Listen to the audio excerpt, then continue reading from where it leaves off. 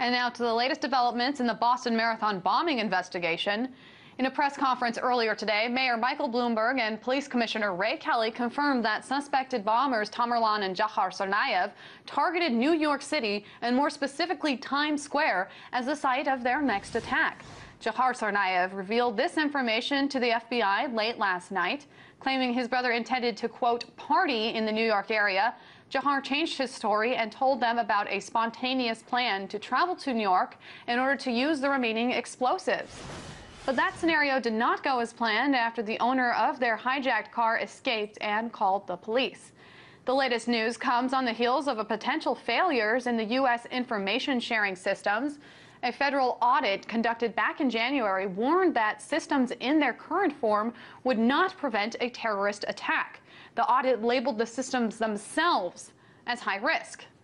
Now, the issue of communication has been thrust even further into the spotlight as reports continue to surface of multiple warnings issued by the Russian government, prompting the U.S. to place suspected bomber Tamerlan Tsarnaev on the terrorist watch list. Back in Moscow, the Russian President Vladimir Putin gave his perspective on the bombings, calling for closer cooperation between the two countries. Common Americans are not to be blamed. They don't understand what is happening. Here I am, addressing them and our citizens to say that Russia, too, is a victim of international terrorism.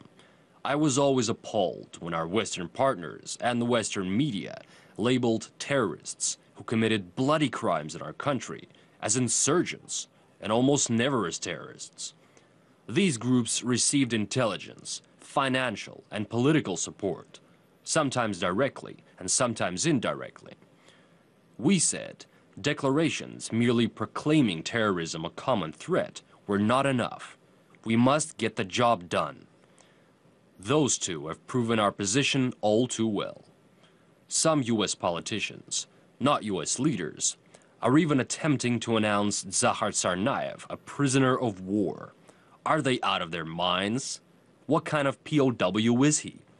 Do they fight this civil war between the North and the South again? It's just nonsense. I'm saying all this not to apportion blame, but to call for bringing the U.S. and Russia closer together to resist common threats, of which terrorism is one and most dangerous. If we truly join our efforts, we will prevent such strikes and such losses suffered. We'll keep you up to speed on the investigation as it continues.